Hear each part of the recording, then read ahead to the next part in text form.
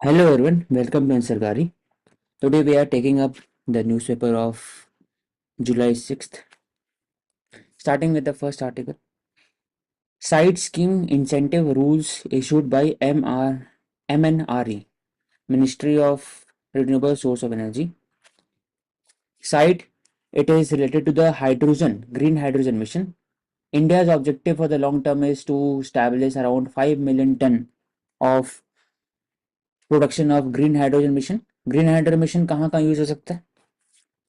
For fueling the cars, then it can be used in the areas such as green ammonia. उसके बाद फिर hydrogen based industry उसको अब liquefy कर सकते हैं, तो उसके बाद फिर ऑक्सीजन को यूज़ कर सकते हैं, तो उसको क्रायोजेनिक इंजन में यूज़ कर सकते हैं। तो हर एक अलग अलग जगह पर उसका यूसेज है। तो साइट स्कीम, इसका स्टार्टिंग है स्ट्रैटेजिक, एक second, strategic intervention for green hydrogen transition programme.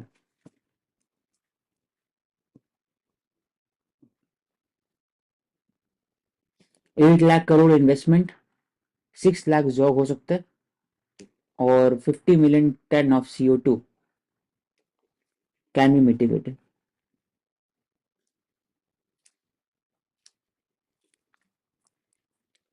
FPI buy 5,200 crore FAR bonds in week after JPM inclusion. तो India became part of the JP Morgan global bond index. उससे क्या हुआ कि India का जो bond security bond market है, it became more lucrative for the foreign investor, because बाकी जो कंट्रीज के जो इन्वेस्टर्स है they wanted to invest in India. तो एक रूट नहीं मिल रहा था डायरेक्ट फाइनेंशियल, और एक फॉर्मल रूट, हमेशा इंडियन कम यहाँ पर आके इन्वेस्ट करना पड़ा था। अब इंडेक्स में जाने के बाद डायरेक्टली कर सकते हैं। तो उससे कम $627 बिलियन ये इन्वेस्टमेंट हुआ, क्योंकि उनको भी एक लॉन्ग टर्म बॉन्ड जो यील्ड है, 10 ईयर यील्ड 6.9% to 7.03% है, वो दे रहा है। तो वो चाहते हैं कि मोस्ट जो बॉन्ड उनका रहे वो सिक्योर रहे, लॉन्ग टर्म वैल्यू इसको मिले। इसलिए it becomes very important for them also and for our also कि हमें एफपीआई मिल रहा है। एफपीआई क्या है? जो 10% से नीचे अगर इन्वेस्टमेंट हो एफपीआई हो गया, 10% से ऊपर प्लस इक्विटी में अगर स्टेक होगा तो एफडीआई होता है। उसी किस में बॉन्ड यील्ड शब्द है? बॉन्ड यील्ड एक बार एक्सप्लेन करेंगे आप? क्या होता है? And JP Morgan global bond index मतलब इसे कौन, मतलब कहाँ से जनरेट होता है? अथॉरिटी कौन सी? जहां तक बात है कि जो बॉन्ड डील का, तो longer term 10 years margin, 5 years या 30 ईयर्स, 20 ईयर्स का रहता है एक तरह से। तो उसमें देखा जाता है कि अगर इकोनॉमिक स्टेबल है, अगर लॉन्ग टर्म विजन इकोनॉमी का है और सबको लगता है कि लॉन्ग टर्म ये कंट्री प्रॉस्पर करेगा, इकोनॉमिक प्रोग्रेस करेंगे, तो ओवरऑल यील्ड जो रहता है वो जनरली हाई रहता है। कंट्री पर कंट्री डिपेंड करता है। इंडिया डेवलपिंग कंट्री है, 6.9 के, यूएस डेवलप कंट्री है तो 4 के आसपास होगा। अगर शॉर्ट टर्म यील्ड मतलब 1 साल 2 साल के अंदर में अगर यील्ड बढ़ जाएगा, इसका मतलब क्या है कि लॉन्गर टर्म में उनका जो विजन है रिगार्डिंग कि वो कंट्री प्रोग्रेस करे कि नहीं, या स्टैग्नेशन में जाएगा, रिसेशन जाएगा, वो बढ़ जाता है। तो क्या करते हैं सब वहां से लॉन्गर टर्म यील्ड से निकालते हैं बॉन्ड को और शॉर्ट में डालना स्टार्ट करते हैं। इसी कारण प्राइस बढ़ जाता है। तो लॉन्गर टर्म यील्ड एक तरह से इन्वर्स कर्व हो जाता है। तो यही फर्क है bond yield longer term short term के लिए। ओके। जहां तक जेपी, इनडायरेक्ट कि डिमांड इंक्रीज होगी, प्राइसेस इंक्रीज होंगे, बट यील्ड डिक्लाइन हो जाएगी। तो अभी सिंस डिमांड इंक्रीज हो रही है तो इसलिए हम बात कर रहे हैं कि yield will decline longer term में। और वो डिपेंड भी करते हैं कि कौन सी वाले टेन्योर की जो बॉन्ड्स हैं उनकी डिमांड इंक्रीज हो रही है। अगर शॉर्ट टर्म की हो रही है तो उनकी यील्ड भी डिक्लाइन हो जाएगी। That depends upon the demand.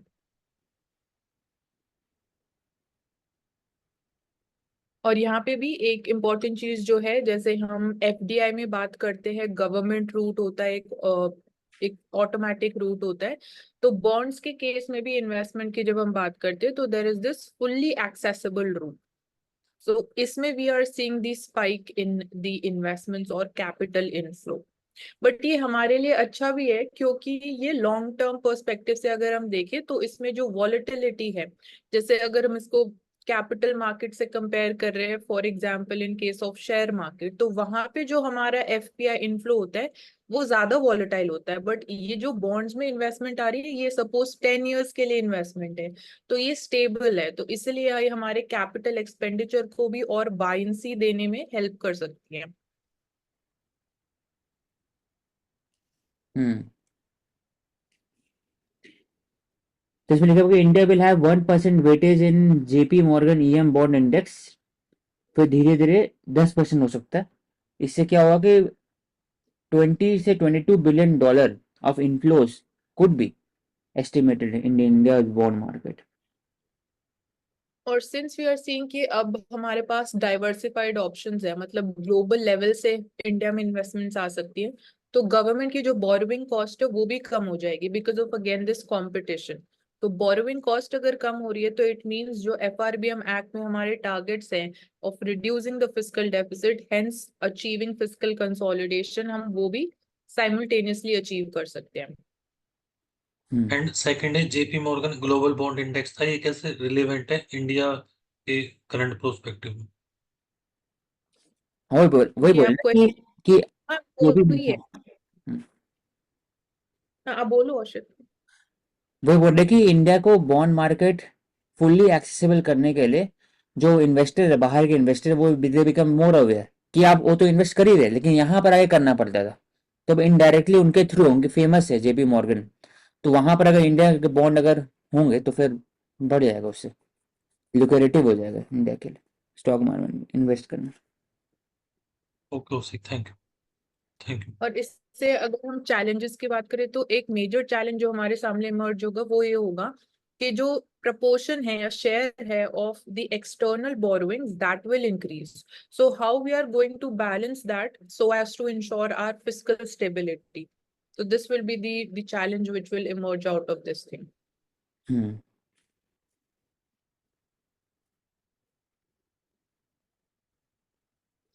Central banks should have freedom to deliver on price stability, NY Fed chief। ये एक बार ले लो एक बार कि हाँ, फ्रीडम इसमें हम ये बात स्टेबिलिटी करें कि किसका बात हाँ, कर ये रहे फ्रीडम की बात कर रहे हैं, तो इट मीन्स कि there is some amount of we can say political interference या फिर इन्फ्लुएंस हम बोल सकते हैं when it comes to deciding the monetary policy stance. So ये specifically like US Fed chief जो है वो बोल रहे हैं। तो बिकॉज वी आर सीइंग कि challenges ज्यादा इंक्रीज हो रहे हैं when it comes to regulation of the inflation rate, so that is why he's saying कि ज्यादा autonomy होनी चाहिए of the central banks when it comes to maintaining कि what policy changes should be there when it comes to price stability, because things are interrelated। तो इसलिए जो public sector या government का role है, they are also keen about कि monetary policy क्या होगी। So एक ही एस्पेक्ट है, एंड ही इज सेइंग कि uncertainty will continue to be the defining characteristic of monetary policy for the foreseeable future, because बहुत सारे फैक्टर्स हैं एक साथ जो इन्फ्लेशन के ऊपर इम्पैक्ट कर रहे हैं। अगर कुछ फैक्टर्स हम देख रहे हैं कि they have become stable, but for example if we talk about the geopolitical aspects, so still we are seeing the Russia Ukraine war, it is still ongoing. When we talk about there is that Hamas war, even that is still continuing. We are seeing that the like एक short time period के लिए tax increase हो जाते हैं। तो food inflation अभी भी हम अच्छे तरीके से उसको कंट्रोल नहीं कर पाए हैं, this is true for the global level also. So यही बोल रहे हैं, independence, transparency about the goals and the strategy, but ये at the same time again accountability और ट्रांसपेरेंसी की भी बात करते हैं विद द पब्लिक ऑल्सो। तो अभी तक वी हैवंट सीन कि जैसे रेट हाइक्स हो रहे थे, तो अब स्टेटस को वी आर सीइंग कि मेंटेन किया जा रहा है उसी रेपो रेट लेवल पे। इंडिया में इट इज एट 6.5%।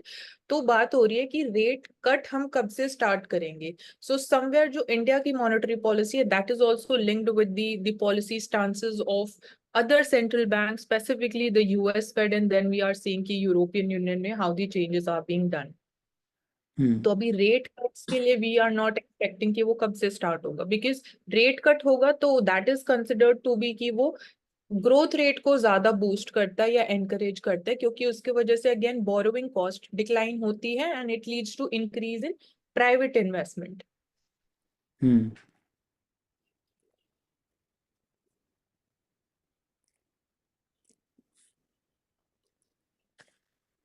इसमें बात किया है कि climate change is impacting businesses business world and broader economy.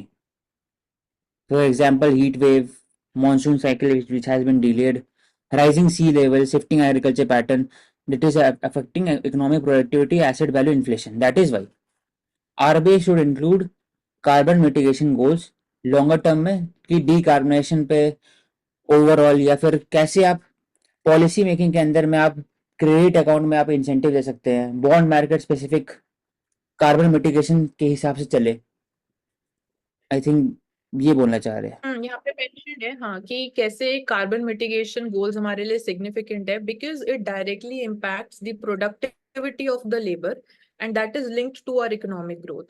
Then secondly, it can cause damage to even our infrastructure, so our capital expenditure will vary according to this. Hence all of this will impact the social stability of the people. It will impact their real income, because inflation will also increase, because the element of uncertainty is also increasing with the climate change. So multiple area से impact करता है दी we can से दी standard of living के ऊपर, and accordingly the liquidity will also vary, because investment will be varying and people's demand for money will also vary. So for that it is saying ki to increase the effectiveness of monetary policy, now inclusion of carbon mitigation goals is also important, and this change we are also seeing even in case of European Central Bank. So they have started to, you know, like research or include this angle also when it comes to their monetary policy. हम्म तो ये एक नया element है जो important है काफी। मतलब हम खाली इकोनॉमिक एंगल्स की बात करते थे कि मनी सप्लाई या इंटरेस्ट रेट कैसे चेंज होना चाहिए या इन्फ्लेशन कंट्रोल की हम सिर्फ बात करते थे, बट अब जैसे हम ग्लोबलाइजेशन की बात कर रहे हैं तो क्लाइमेट चेंज, सारी चीजें, फूड सिक्योरिटी, सब इंटर रिलेटेड है एक तरीके से। इसका मतलब ये बात हो रहा है कि we were discussing about inflation को कैसे कंट्रोल किया जाए मिटिगेट किया जाए तो यहाँ पर कार्बन को एज अ प्राइमरी गुड लिया जा रहा है कि उसको कैसे कम किया जाए हाँ राइट। तो जो अभी हम बोलते हैं कि supply side inflation, monetary policy उसको डायरेक्टली कंट्रोल नहीं कर पाती है, बट अगर ये इंक्लूड हो जाएगा कार्बन मिटिगेशन गोल्स तो इट माइट बी पॉसिबल कि inflation because of supply side factors उसको हम रेगुलेट कर पाएंगे इन द फ्यूचर। हम्म क्योंकि आप जो root cause of the problem पे जा रहे हो रादर हाँ देन टॉकिंग अबाउट कि टॉप का प्राइसेस बढ़ गया वी विल टॉक अबाउट कि एग्रीकल्चर पैटर्न कैसे इम्पैक्ट हो रहा है रिगार्डिंग क्लाइमेट चेंज उसके कारण हो रहा है टॉप का प्राइस राइट।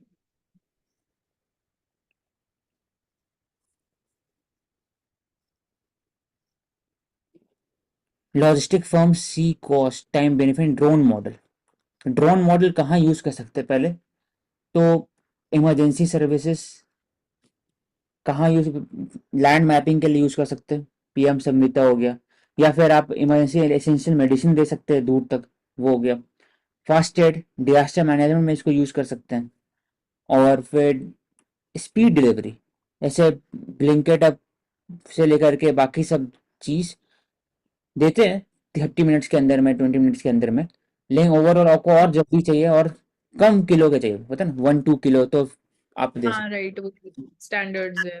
स्टैंडर्ड और it can help in delivery of the essentials also. For example आपको बहुत लाइक 10 मिनट्स में यू रिक्वायर सर्टेन मेडिसिन, तो मेडिकल एड में भी हेल्प कर सकते हैं।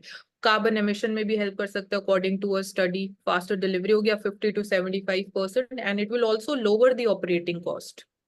तो hmm technology driven quick commerce model, अब जैसे हम e commerce, high rise quick building commerce. Quick commerce हाँ उसी को हाई राइज बिल्डिंग है वहां पर बार बार जोमेटो और वो ऊपर नहीं जाएंगे 7th फ्लोर 10th फ्लोर तो नीचे आकर के ड्रोन से यूज करके पहुंचा सकते एक ही वो भी हो सकता हम्म। तो हाँ, इसमें लिखा इवन हुआ है दिस कि thing introduced in our society also कि ड्रोन डिलीवरी हो रही है। Vaccine delivery inspection of oil pipeline power transmission line anti locust operation agriculture spraying survey of mines land mapping हर जगह ड्रोन इसलिए ड्रोन जब कल ही बात कर रहे थे डिस्कसिंग कि कंप्यूटर लिटरेसी होना चाहिए, तभी कंप्यूटर लिटरेसी इसमें भी हेल्प करेगा। ओवर कैसे ड्रोन को यूज करना है, एप्लीकेशन कैसे यूज करना है मोबाइल के अंदर, मोबाइल को कैसे यूज करके आप ड्रोन चला सकते हो। तो it will not replace the job, वही है जो पर्सन डिलीवर कर रहा था ना, ही शुड बी वही trained in operating the drone. और एफिशिएंसी बढ़ जाएगा। अब ऊपर जा नीचे जा तो समय लग रहा है, तो बैठे नीचे से आप पहुंचा सकते हैं अप टू 10 kg। 10 kg से ऊपर पास है, आई थिंक बहुत कम ही होता है ऐसा, मोस्टली टेन हाँ के अभी नहीं है, जी। ड्रोन साइज के ऊपर डिपेंड करता है। Naidu seeks short-term aid from center. We were discussing yesterday also regarding how the state is demanding more and more fiscal devolution from the center. For example, Tamil Nadu 37,000 crore, 12,000 from Kerala. वैसे ही बिहार बोल रहा है special status मिलना चाहिए in spite of receiving more and more as a grant from the centre. Andhra Pradesh बोल रहे हैं कि उनको भी एड चाहिए। तो ये दिखाता है कहीं ना कहीं कि डिवोल्यूशन स्ट्रक्चर के अंदर में स्टेट बेस्ड डिवोल्यूशन है वो थोड़ा कम हुआ है अंडर द 15 फाइनेंस कमीशन। वो बढ़ना चाहिए 16 के अंदर में। और और यही बोल रहे हैं कि वी आर नॉट डिमांडिंग ऐसा कोई स्पेशल कैटेगरी या स्पेशल लोन। हाँ, एक short term financial assistance demand कर रहे हैं, इंटरेस्ट फ्री सॉफ्ट लोन, जो हम कैपिटल एक्सपेंडिचर के लिए आगे यूज करेंगे। तो जैसे आंध्र प्रदेश एक ऐसा स्टेट है जहाँ पे highest debt to GSDP ratio of close to 30%, otherwise average बाकी स्टेट्स की है 20% के आसपास।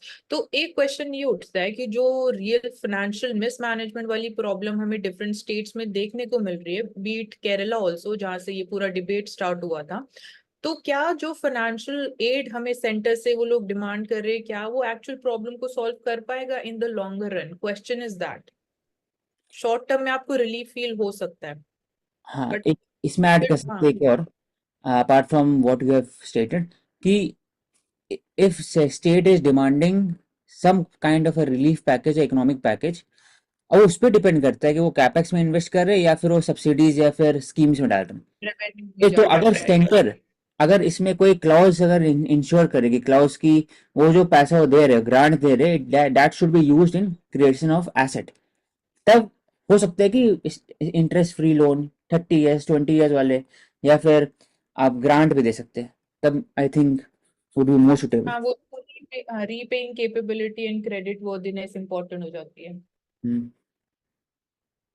जिसने बोला है कि it is also short incentive for industrial development, additional under 5 years interest free capex loan, road bridge irrigation drinking water product के लिए। मतलब पैकेज मतलब कि फ्री, मतलब आपको ग्रांट नहीं चाहिए, आपको एक इंटरेस्ट फ्री लोन चाहिए, आपको चुका देंगे बस इंटरेस्ट फ्री रहेगा वो। ऐसे भी कर सकते हैं, सही बात है। Rather than issuing grant 37,000 crore directly दो, इंटरेस्ट फ्री लोन ले सकते हैं। 37,000 का कितना इंटरेस्ट फ्री रहेगा, मुश्किल से 2-3 हजार रहेगा, 4,000 करोड़ रहेगा 3-4-5 साल के अंदर में। तो rather than giving 37,000 crore, center can give 37,000 crore at a very interest free, तो खाली 4,000 crore quote and quote extra खर्चा होगा सेंटर के लिए। इसमें मेजर कॉजेस क्या होते हैं, मतलब रीजंस क्या है कि क्यों ये प्रॉब्लम आती है, स्पेशली फाइनेंस रेवोल्यूशन से रिलेटेड?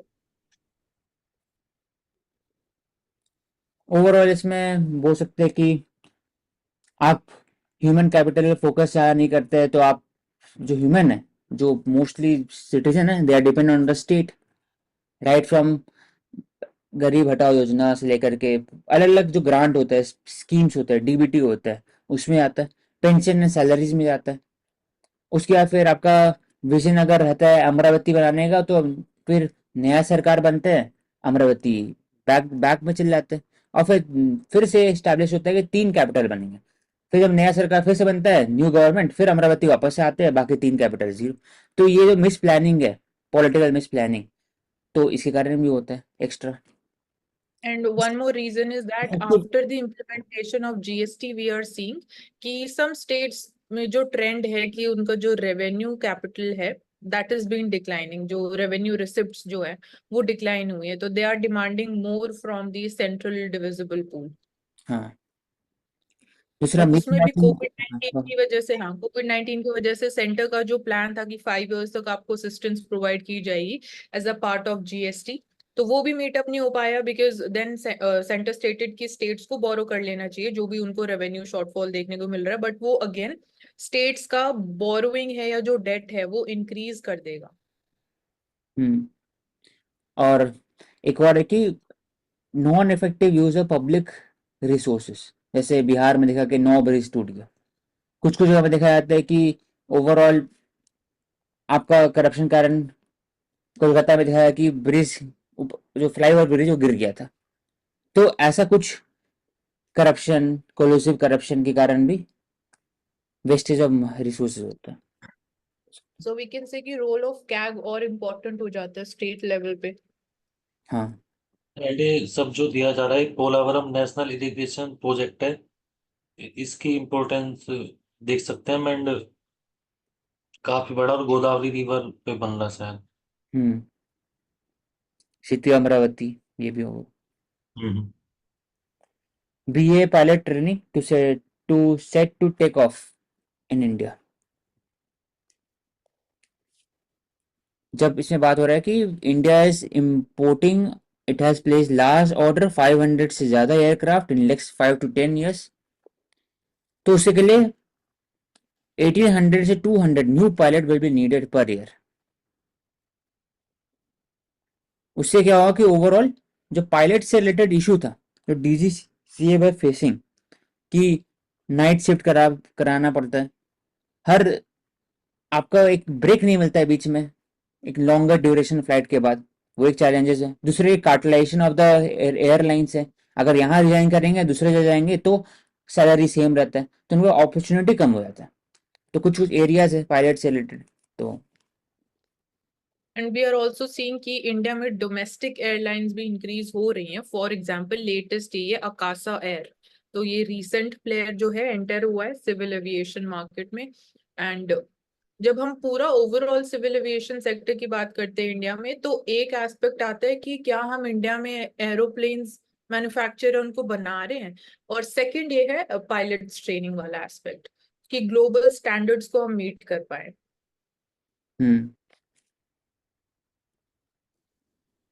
बाकी फिर एयर फेयर्स की भी बात की जाती है कि उसके लिए भी एक डिफाइंड फॉर्मूला होना चाहिए, क्योंकि अभी एम्बिग्विटी और वही ओलिगोपोलिस्टिक नेचर ज्यादा दिखता है कि सडन स्पाइक इन डिमांड होता है तो प्राइसेस भी इंक्रीज हो जाते हैं।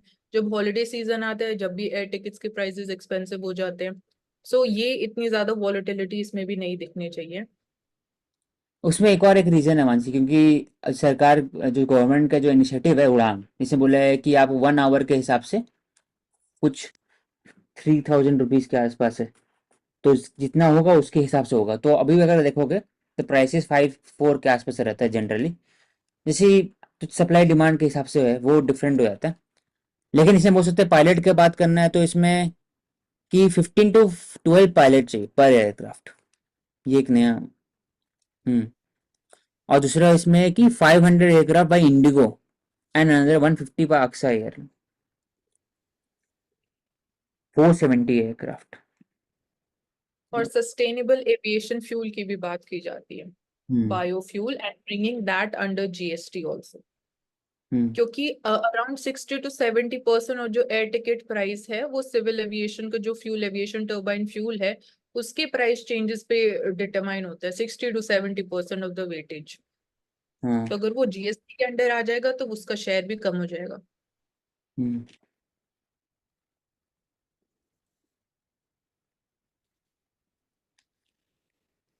Indian banks rise up the global ranking. तो इसमें HDFC, ICICI, स्टेट बैंक ऑफ इंडिया, इसमें टॉप 20 में 3 बैंक्स हैं इंडिया में। इनको हम बोलते हैं टू बिग टू फेल, मतलब ये हमारे फाइनेंशियल इकोसिस्टम के लिए इतने बिग इंस्टीट्यूशंस हैं कि अगर यहाँ पे हमें कुछ दिखता है कि बैंक रन वाले इंसिडेंट्स हो रहे हैं and they are not able to meet up the demands, तो बहुत बड़ा मतलब हमारे फाइनेंशियल इकोसिस्टम के लिए बहुत बड़ा रिस्क है। तो that is why they are called too big to fail, कि मतलब वो कभी फेल ही नहीं हो सकते ये वाले बैंक्स। हम्म तो वैल्यूज बढ़ते जा रहा है। Indians bank market value rise 6.4%। All three top banks in Global 20 have improved their rank over the past year. HDFC, State Bank of India, ये HDFC हाईएस्ट है इसका मतलब इंडिया में मार्केट कैप में. राइट.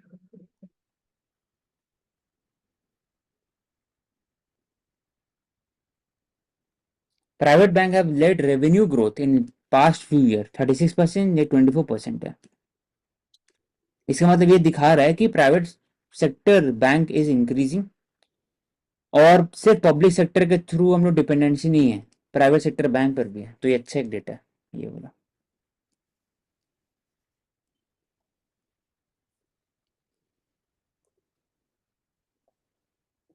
रिगार्डिंग प्रधानमंत्री आवास ग्रामीण, एक अर्बन ग्रामीण is implemented by rural development.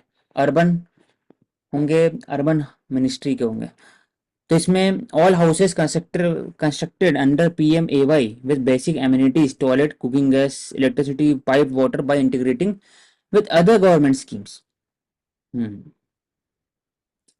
उससे ओवरऑल पैकेज मिल सकेगा उनको. High food inflation, stagnation of farmers income, ये चैलेंजेस रहा है. और आने वाले समय में जो इलेक्शन के कारण भी, तो aspiration of people is increasing. तो इसी कारण बोला जाता है ना, ये एग्जाम्पल है कि that is why we do not need simultaneous election. अभी इलेक्शन हुआ, फीडबैक मिला, अब फीडबैक गया तो आप इनिशिएटिव ले सकते हैं तो redress the situation. Further, India plans to increase state subsidy on rural housing 50% हो सकता है, more than $6.5 billion. Next targeted 20 million houses in the Awas Yojana in next 5 years rural area में. तो 2 करोड़ अप्रोक्सीमेटली. इसमें उसी क्वेश्चन था, जो प्रधानमंत्री आवास योजना है ग्रामीण, इसमें 100% सेंटर ही दे रहा है, फिर स्टेट भी इसमें कंट्रीब्यूट कर रही है? स्टेट भी करते होगी इसे कंट्रीब्यूट ये PM, क्योंकि सेंटर सेक्टर नहीं है.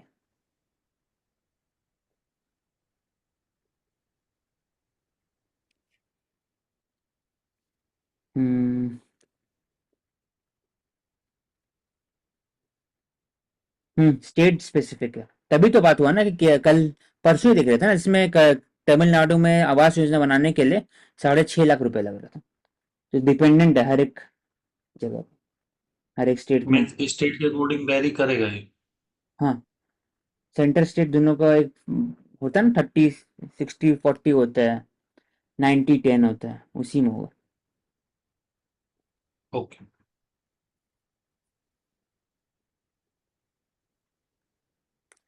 कृष्ण सागर रिजर्वर, कावेरी, पीटी के लिए इंपॉर्टेंट है. कृष्ण सागर, कावेरी.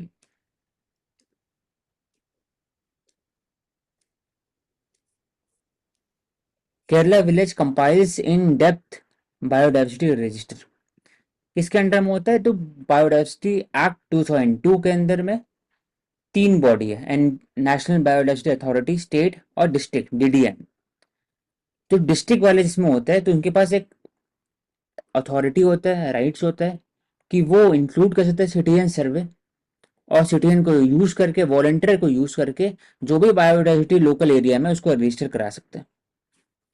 तो Thazakara became the first panchayat in Alpuza, one of the first in Kerala to update and publish a comprehensive PBR involvement of local communities. तो example है कि अवेयर सिटीजन सेंट्रिक गवर्नेंस का example है कि इसको कैसे आप रोपिन करेंगे. बार बार बोलना है कि कितने सारे यहाँ पर बायोडाइवर्सिटी है, पब्लिश करना, तो उससे एक क्यूरियोसिटी जनरेट नहीं होता है सिटीजन के अंदर में, लेकिन उनको रोल प्ले करना, उनको भी हेल्प करना, तब उनको एक लगता है कि वो भी एक पार्टिसिपेट कर रहा है with regarding to conservation of biodiversity. सब में होता है identification of resources, traditional knowledge with the help of Kerala state biodiversity board. इससे क्या होगा? मेडिसिनल प्लांट, एग्रीकल्चर प्रैक्टिसेस, सब चीज एक ओवरऑल यूटिलाइज कर सकते हैं जो हेल्पफुल होगा in protection of traditional knowledge. Gram panchayat, corporation, municipality across the Kerala are updating PBR. People's Biodiversity Register. Kerala is the first state to publish first volume of PBR across all local bodies. तो ये दिखाता है कि जब आप basic amenities पूरा करते हो, हेल्थ, एजुकेशन, बाकी चीजें, तो फिर आप थोड़ा नया और थोड़ा एक्स्ट्रा आप सोच सकते हो। तो केरला ने इसमें इनिशिएटिव लिया। इसको डाल देना, अच्छा example.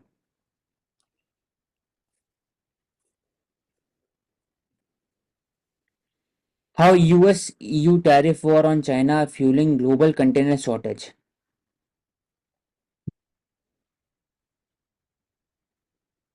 So Indian exporters are finding fewer containers for export amid an increased demand for steel boxes.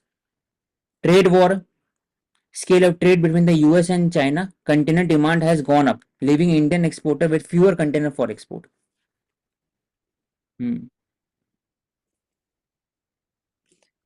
Red Sea के बीच में it has slashed traffic around 90% compared to December last year. Bulk of the carrier reported sank, indicating escalation of tension in the crucial maritime region. So they are taking longer route, Cape of Good Hope, जिसके कारण inflation, food prices, logistic cost बढ़ गया। Red Sea crisis also increase port congestion.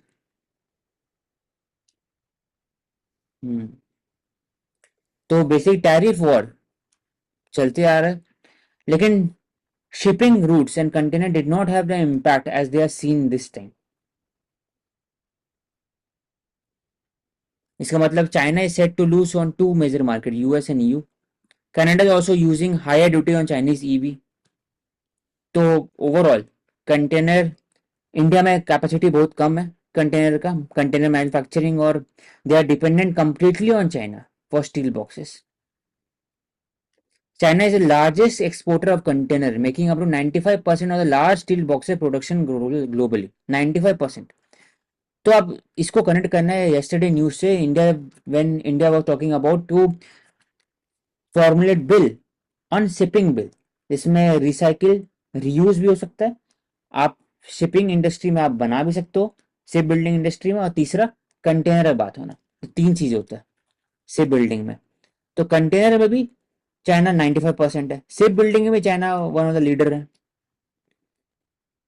तो ये दिखाते हैं कि हमें आत्मनिर्भर बनना चाहिए ये फील्ड में। India has become for domestic container after Covid. India also began production after 2021। तो कौन करते हैं? एक तरह से कॉन्कोर, वो इंपॉर्टेंट बॉडी है। तो heavy electric limited have received an order from Concor to develop produce 1000 container each.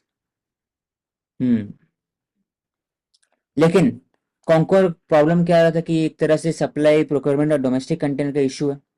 Conquer also has also placed 19,000 container order on 7 indigenous container manufacturing, अलग अलग जगह पे है। ठीक है।